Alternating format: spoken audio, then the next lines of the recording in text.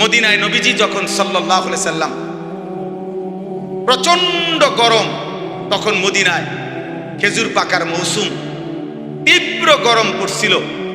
এরকম সময়ে আল্লাহর নবী তাবুকের যুদ্ধে 30,000 সাহাবী নিয়ে নবীজির জীবনের সবচেয়ে দূরের যুদ্ধে রওনা দিছিলেন। ওই যুদ্ধটাই ছিল নবীজির জীবনের সবচেয়ে দূরের সফর।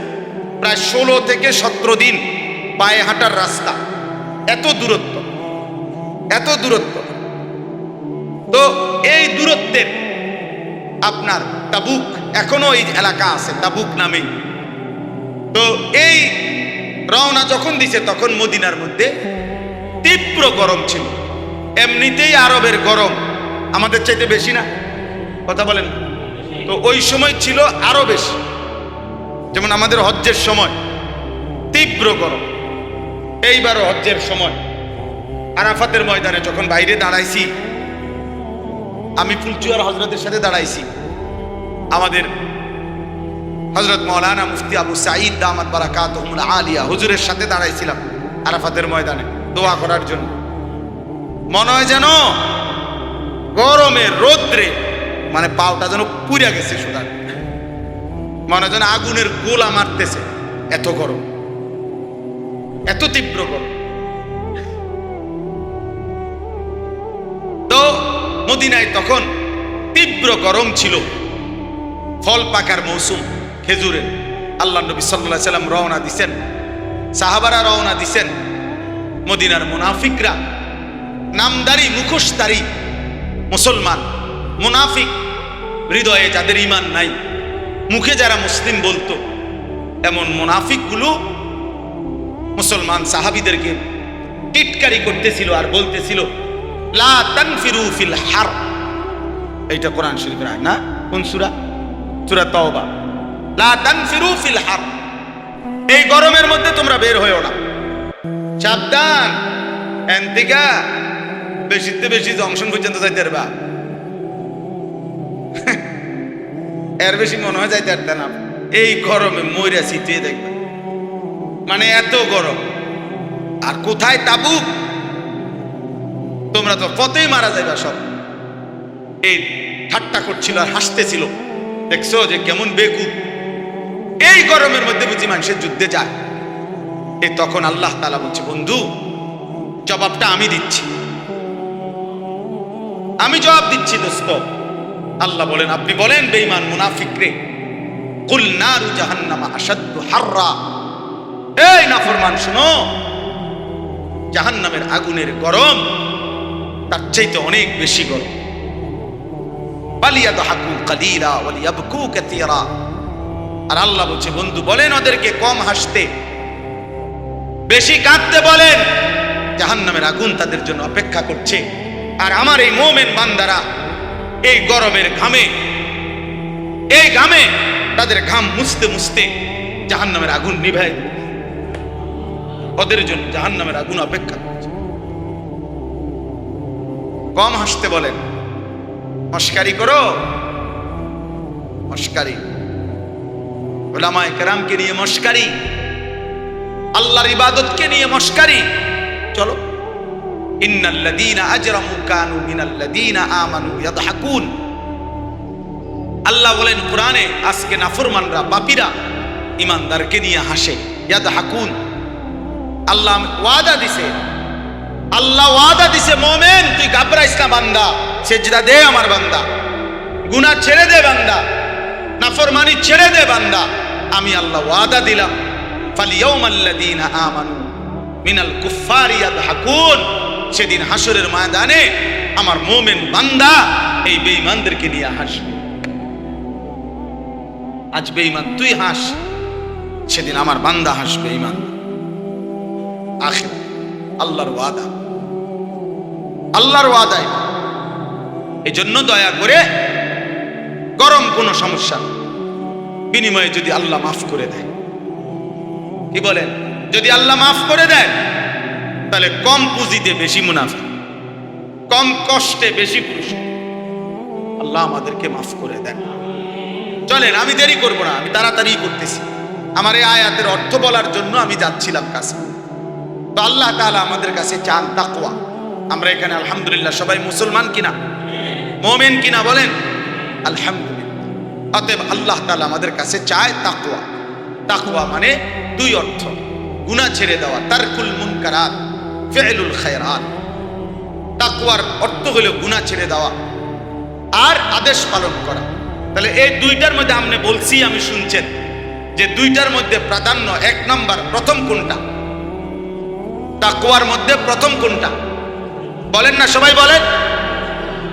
এই জন্য একজন মুমিন জান্নাতে যাওয়ার জন্য, জাহান্নাম থেকে বাঁচার জন্য প্রথম ডিউটি ঈমানের পরে গুনাহ ছেড়ে দাও। গুনাহ ছেড়ে দাও। যেমন মনে করেন সতর খোলা রাখা, এটা কি গুনাহ না নেকি? বুঝেন নাই কথা? সতর খোলা রাখা এটা গুনাহ, আর নামাজ পড়া এটা গুনাহ না নেকি? নেকি।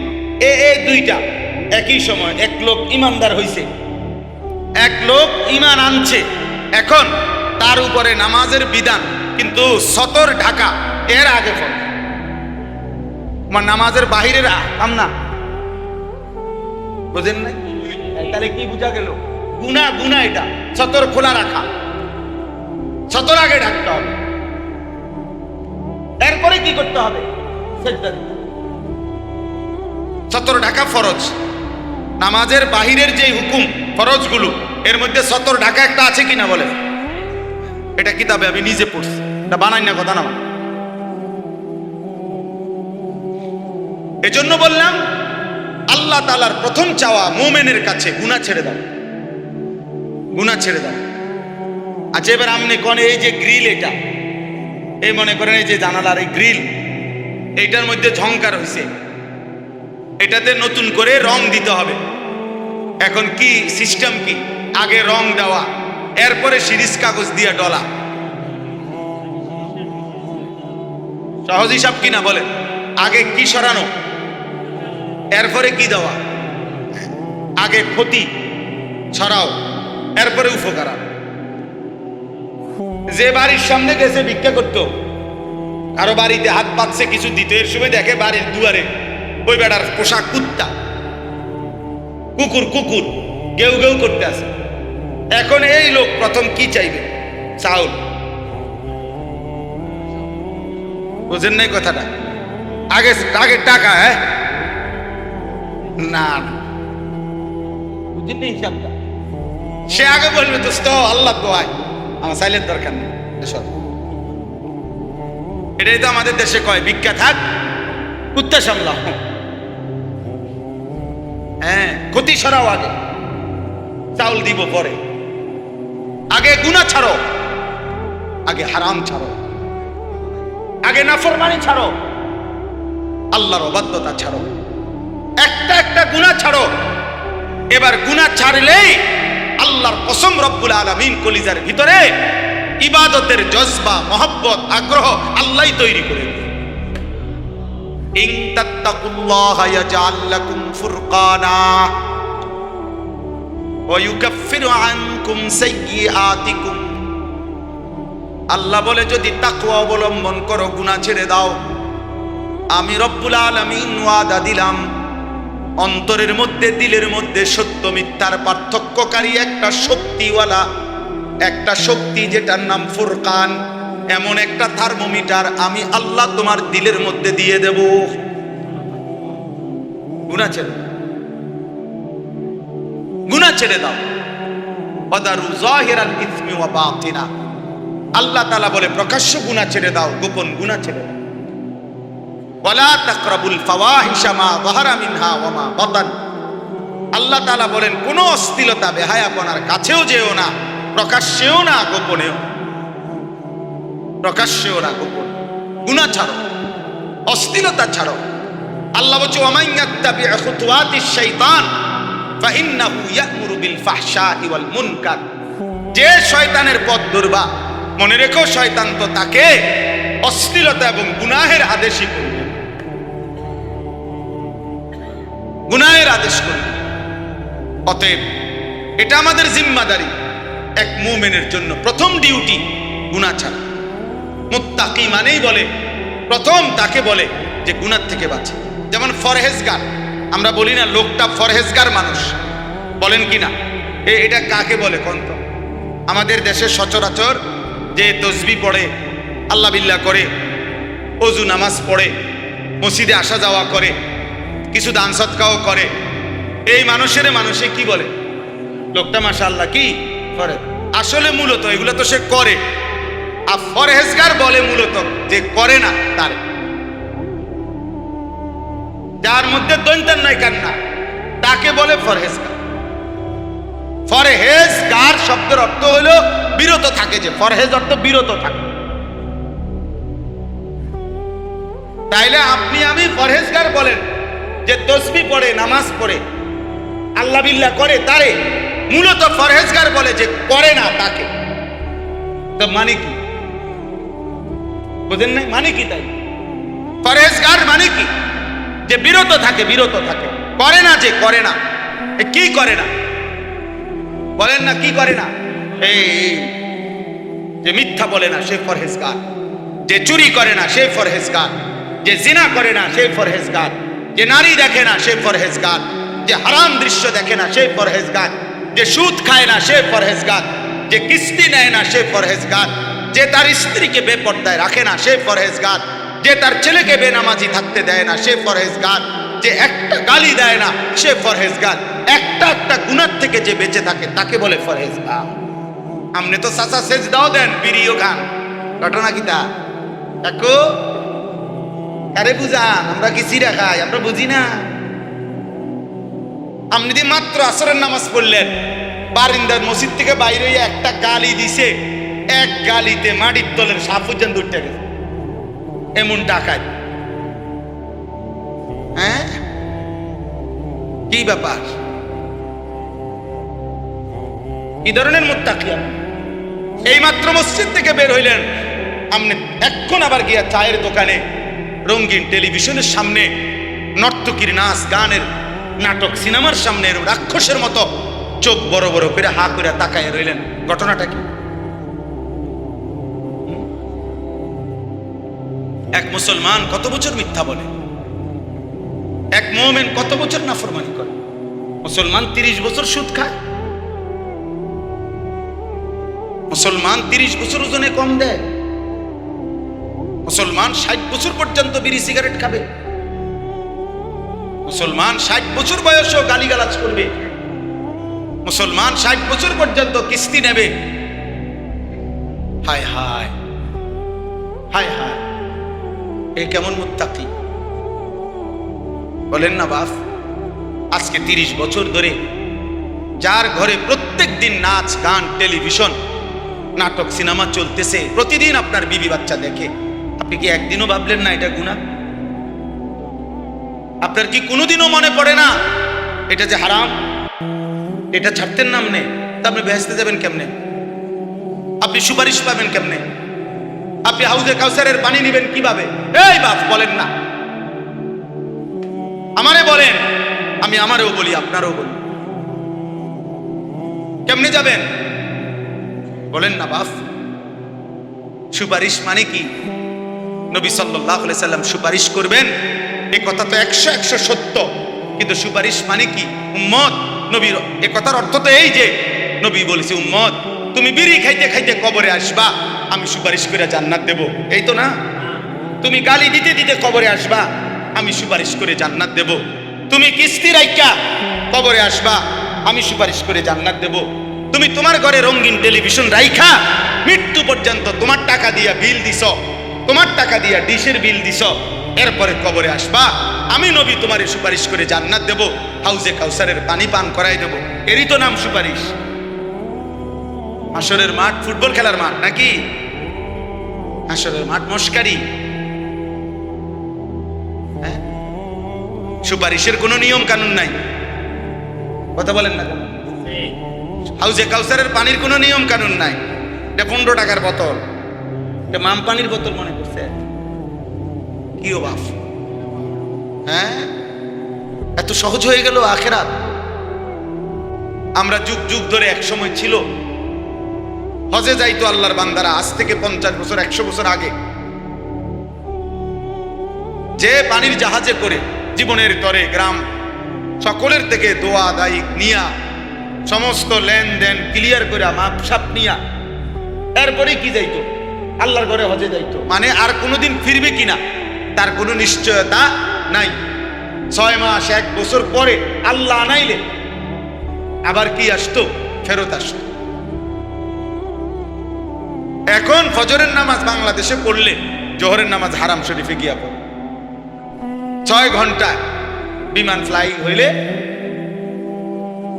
ঢাকা এয়ারপোর্ট থেকে জিদ্দা 6 ঘন্টা পরে না, মাত্র 6 ঘন্টা। তাইলে বলে, যাই হোক, আমার বলার উদ্দেশ্য হলো প্রিয় ভাই নওজোয়ান, মোবাইলের এই আসক্তি একদিন ফকির বানায় দিবে। একদিন ঘুম থেকে জেগে দেখবা তোমার কিছুই নাই, কিন্তু তোমার গুনাহগুলো রয়ে গেছে।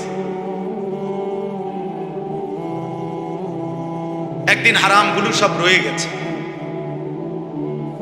এটা হলো বাস্তবতা, এটা হলো বাস্তবতা। আল্লাহ তাআলা আমাদের প্রত্যেককে হেফাজত করেন।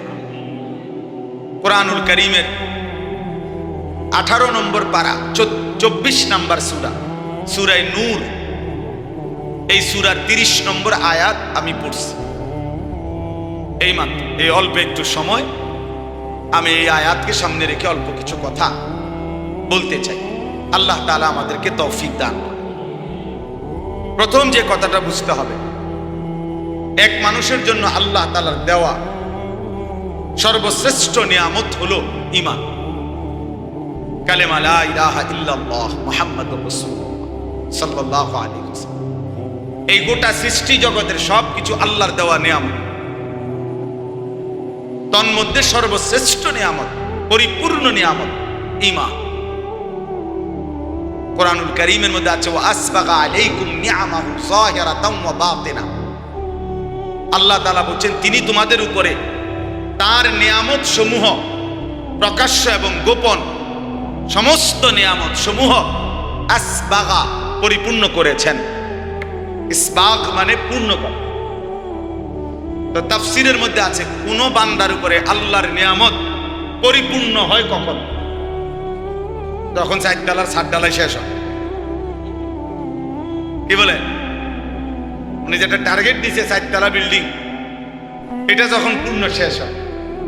অনেক মানুষ আমাদের দেশে বলে না, জোর খাস দোয়া করবেন আল্লাহ আল্লাহ করে, শুধু আর এই 4 তলার 7টা যদি ডালাই হয়, আল্লাহর রহমতে যদি ঘরটা একটু ফিনিশিং করে শেষ করতে পারি, আর একটা ছেলে দোয়া করেন তারে যদি একটু কোনো রকম চাকরি বাকরি বা বিদেশ একটা লাইন করে দিতে পারি, ছোট মেয়েগা যদি কোনো রকমে আল্লাহ আল্লাহ করে বিয়ে দিয়ে লাইতে আল্লাহর রহমতে, আর আপনার দোয়ায় 10 জনের দোয়ায় আর কোনো টেনশন, মাশাআল্লাহ জিন্দেগির মাকসাদ ক্লিয়ার। পৃথিবীতে যে উদ্দেশ্যে আসছিল 4 তলা শেষ করার জন্য, আল্লাহর দয়ায় 4 তলা শেষ হয়েছে। দুনিয়ায় আসার মাকসাদ ছিল ছোট ফুলাগা পর্যন্ত বিদেশ পাঠানো, আল্লাহর পাকের দয়ায় ফুলাগাও বিদেশ গেছে, মাইয়াগাও বিয়া দিছে। আল্লাহর মেহেরবানি, পৃথিবীতে আসার উদ্দেশ্য ওনার হাসিল। এখন আর কোনো টেনশন, ওনার মরলেও কোনো দুঃখ নাই।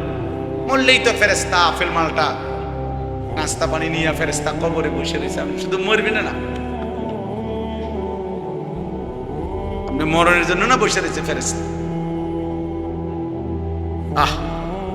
এই হলো মুসলমানের হিসাব। এক মুসলমান এটা বললে এর চাইতে বড় আফসোস আর কি হইত? মরে না বুড়া মিয়া, কেন? মনে হয় নাতিগার বউ ছাইয়া যেতে পারতাম না, না ঠিক তো না। জীবনের একটা আকাঙ্ক্ষা শেষ, এই নাতিগার বউটা যদি ছাইয়া যেতে পারত, মরলেও আর দুঃখ ছিল না। কারণ উনি জানে কবরে প্রথম প্রশ্ন, আপনার নাতির বোন নাম কি? এটা হলো সুয়াল জবাব প্রথমটা।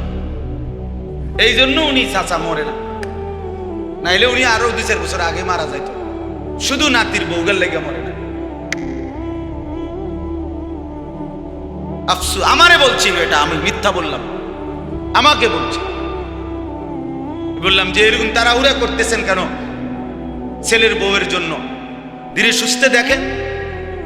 কয় তার দাদা বিস্তার করে গেছে, এবারটা ওয়াশ নিয়ে আস, আমি আমার যেটা বলছি আর ওয়াশ নিয়ে আস। ওয়াশ নিয়ে আস মানে কি? নিঃশ্বাসে নিঃশ্বাসে আর কি ওয়াশ নিয়ে আসে। এ কথা কয় হুজুর, যারে নাতিকের বুঝি বলছে কোন রকমে আজরাইল বলে উনি রুহুটা ধরে রাখছে। আস্তাগফিরুল্লাহ, আস্তাগফিরুল্লাহ।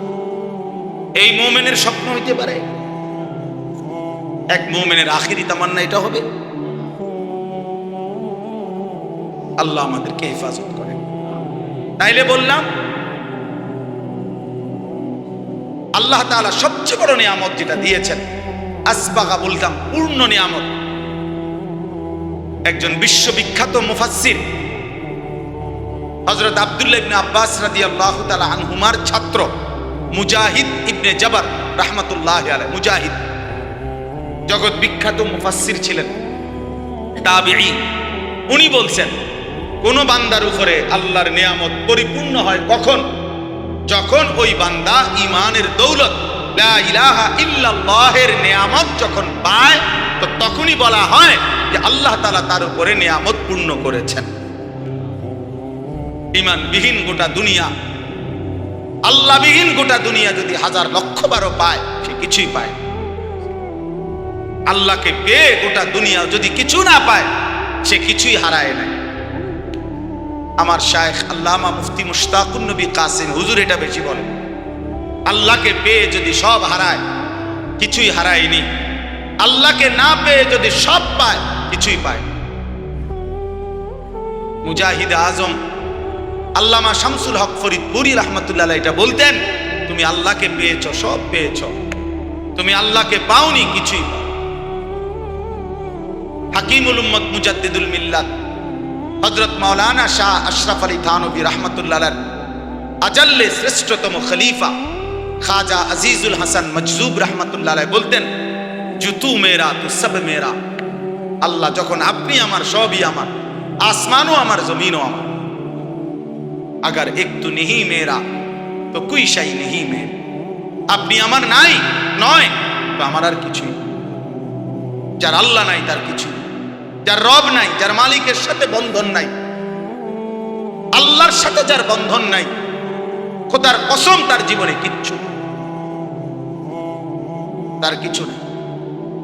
কারামাদিন ইশতাদ্দাত বিহির রিহু ফি ইয়াউমিন আসিফ। আল্লাহ তাআলা বলছেন বেঈমান নাফরমান পাপীর সারা জিন্দেগীর আমল কর্ম আল্লাহ বলছে ওই তুষের মতো, ওই ছাইয়ের মতো, যে ছাই এমন জায়গায় স্তূপ দিছে যে কিছুক্ষণের মধ্যে একটা ঝড়ো বাতাস এসে এই ছাই সব উড়াইয়া ফেলছে, আর একটা ছাইও আর ফিরাইয়া আনার সুযোগ নাই। খোদার কসম আল্লাহ বলেন, নাফরমান পাপীর আল্লাহকে বাদ দিয়ে যা করছে, এই আমল, এই মেহনত, এই কর্মকাণ্ড এরকম ছাই যেটা বাতাসে ঝড়ে উড়িয়ে নেয়, ওরকম। আমালুহুম কারামাদিন ইশতাদ্দাত বিহির রিহু ফি ইয়াউমিন আসিফ। আরেকটা আয়াত কি? আরেকটা হলো কাসারাবিন বিকিআতিন ইয়াহসাবুহু যামআনু মাআন হাত্তা ইযা জাআহু লাম ইয়াজিদহু শাইআ। আল্লাহ বলেন নাফরমান পাপীর সারা জীবনের কর্মকাণ্ড ওই রকম মরিচিকার মতো, যে তৃষ্ণার্ত ব্যক্তি প্রখর রৌদ্রের মধ্যে দূরে তাকিয়ে এলে দেখে পানি থই থই করতেছে, যখন পানির কাছে গিয়ে যায় দৌড়াইয়া গিয়া দেখে কিছুই নেই। কাসারাবিন মরিচি, যে ভাবছিল ওইগুলো পানি, এই যে আমাদের এসব ফ্রিজ ডালা রাস্তার মধ্যেও প্রখর রৌদ্রে দূরে তাকায় দেখলে বোঝা যায় যে মনে হয় যেন কি পানি ঝকঝক করছে, কিন্তু কাছে গেলে কি? আল্লাহ কোরআনে উদাহরণ দিয়েছে। আল্লাহ তাআলা বলছে সমস্ত নাফরমান, আল্লাহ বলছে কুল হাল নুনাব্বিউকুম বিল আখসারিনা আমালা আল্লাযীনা যাল্লা সা'য়ুহুম ফিল হায়াতিদ দুনিয়া ওয়া হুম ইয়াহসাবুনা আন্নাহুম ইউহসিনুনা সুনআ। আল্লাহ বলছে সমস্ত পাপী নাফরমান, সমস্ত হারামখোর, আল্লাহর অবাধ্যতা করে উপার্জনকারী যা করেছে দুনিয়ায়, আল্লাহ তাআলা বলে খাসারা, খাসারা, লস, লস, ক্ষতিগ্রস্ত।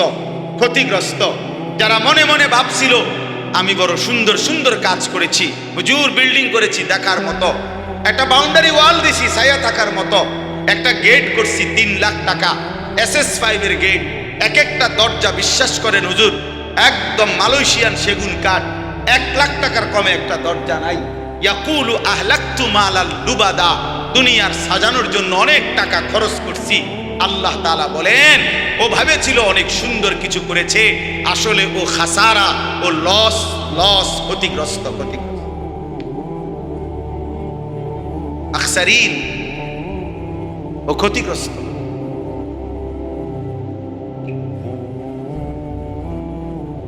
ইয়াকুলু আহলাকতু মালাল লুবাদা আয়াহসাবু আল্লাম ইয়ারাহু আহাদ।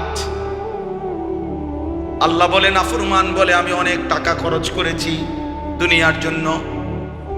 রব্বুল আলামিন বলে সে কি জানে না? তাকে জিজ্ঞেস করে দেখো, তাকে কি কেউ দেখে না? আল্লাহ কি মিথ্যাগুলো দেখে নাই? আল্লাহ টাকা দেখে নাই? আল্লাহ বুঝি ঘুষের টাকা দেখে নাই? আল্লাহ বুঝি কিস্তির টাকাগুলো দেখে নাই? আল্লাহ বুঝি ওজনে কম দেওয়া টাকাগুলো দেখে নাই? আল্লাহ বুঝি হারাম কথাগুলো দেখে নাই? আল্লাহ বুঝি কাস্টমারের সাথে মিথ্যা যে বলেছো আল্লাহ বুঝি দেখে নাই? দেখে নাই? হ্যাঁ দেখে নাই? আয়াহসাবু আল্লাম ইয়ারাহু আহাদ। আল্লাহ বলে সে কি ভেবেছে তাকে কেউ দেখে নাই? আয়াহসাবু আল্লান ইয়াকদির আলাইহি আহাদ। আল্লাহ বলে সে কি ভেবেছে তার উপরে কারো কোনো ক্ষমতা নাই? কথা বলেন না? ওমা তাকুনু ফি শানিন ওমা তাতলু মিনহু মিন কুরআনিন ওয়ালা তা'মালুনা মিন আমালিন ইল্লা কুন্না আলাইকুম শুহুদান ইদ তুফিদুনা ফীহি। আল্লাহ বলে যখন তোমরা যেখানেই থাকো না কেন, আমার কোরআন থেকে যেটুকুই পড়ো না কেন, যখন যেই আমল করো না কেন, যখনই আমল করতে থাকো আমি আল্লাহ তোমাদের সামনেই উপস্থিত থাকি। আমার শায়েখের বড় পছন্দের আয়াত আল্লামা মুফতি মুশতাকুন নবী কা হুজুর এটা বেশি পড়ে আয়াত না, সূরা ইউনূসে ওমা ইয়াযুবু আর রাব্বিকা মিন মিসকালি যাররাতিন ফিল আরদি ওয়ালা ফিস সামা। আল্লাহ বলে বান্দা শোনো রে বান্দা, তোমার রবের দৃষ্টি থেকে 7 আসমান 7 জমিনের 1 যাররাও তোমার রবের চোখ থেকে আড়াল হবে না। ওমা ইয়াযুবু, তোমার রবের দৃষ্টি থেকে আড়াল হবে না 1 যাররা জমিনেরও না আসমানেরও না। ওয়ালা আসগারা মিন যালিকা ওয়ালা আকবারা, 1 যাররার চাইতেও কম সেটাও আল্লাহর আড়াল নয়, 1 যাররার চাইতে বেশি সেটাও আল্লাহর আড়াল নয়। ইল্লা ফি কিতাবিন মুবিন। আল্লাহ বলে বান্দা শুধু আমার চোখের আড়াল নয়, বরং আমি আল্লাহ 24 ঘন্টা আমার ফেরেশতা দিয়ে সুস্পষ্ট আমলনামার কিতাবের মধ্যে লিখাচ্ছি। হাসিটারও হিসাব পাইবা, কাশিটারও হিসাব পাইবা, চোখের পলকের হিসাব মিলবে, কানের শোনার সব হিসাব মিলবে, প্রতিটা বিন্দু যাররা নিঃশ্বাসের হিসাব মিলবে। ফেরেশতা শোনাবে বন্ধু দুনিয়ার জমিনে তুমি এতটা নিঃশ্বাস নিয়েছ, এতটা নিঃশ্বাস আল্লাহর হুকুমে ছিল, এতটা নিঃশ্বাস আল্লাহর নাফরমানিতে ছিল। মা মিন ইমরিইন নাফাতা ইল্লা কুতিবা। আল্লাহর নবী বলে বান্দা যখনই নিঃশ্বাস ফেলে ফেরেশতা তখনই লেখে, প্রত্যেক নিঃশ্বাস ফেরেশতা লেখে। নিঃশ্বাস ইম্মা ফি তাআতিন ওয়া ইম্মা মাসিয়াতিন, কোন নিঃশ্বাস নেকি হিসাবে লেখে, কোন নিঃশ্বাস গুনাহ হিসাবে লেখে। তাহলে হিসাব বাইর করবেন কেমনে? আল্লাহর আড়ালে যাবেন কেমনে? আল্লাহ আমাদেরকে বুঝ দান করেন। অতএব আমার বাপ, আমার বন্ধু, আমার ভাই, আমি আমাকেও বলি, আমাদের সকলকেই বলি, আল্লাহর আড়াল থেকে যাব কিভাবে? তাহলে সর্বশ্রেষ্ঠ নিয়ামত ঈমান। বলেন শ্রেষ্ঠ নিয়ামত কি? ঈমান শ্রেষ্ঠ নিয়ামত। ঈমান হারা তো সর্বহারা। এবার আসেন এর পরের কথা। ঈমানের পরে যাকে আল্লাহ তাআলা ঈমানের দৌলত দিয়েছেন, ঈমানের নিয়ামত দিয়েছেন, তার কাছে আল্লাহ তাআলা কি চান? প্রত্যেক মুমিনের কাছে আল্লাহ যাকে ঈমান দিয়েছেন তাকে তো আল্লাহ সর্বশ্রেষ্ঠ নিয়ামত দিয়েছেন, নাকি? এটা বুঝছেন তো না? এবার ঈমানদারের কাছে, প্রত্যেক মুমিনের কাছে যাকে আল্লাহ ঈমান দিয়েছেন তার কাছে আল্লাহ কি চান? আল্লাহ তাআলা চান তাকওয়া। আল্লাহ তাআলা চান কি? তাকওয়া। ঈমানের পরে মুমিনের কাছে আল্লাহর চাওয়া তাকওয়া। বলেন কি?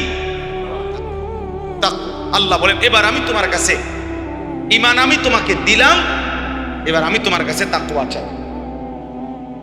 ঈমান আর তাকওয়া এই দুইটা যখন আমারে বুঝাইয়া দিবা, তো আমি আল্লাহ ওয়াদা করলাম আমার কমপক্ষে সবচেয়ে ছোট 10 দুনিয়া বরাবর জান্নাত সর্বশেষ ব্যক্তি হলেও তোমাকে দেব।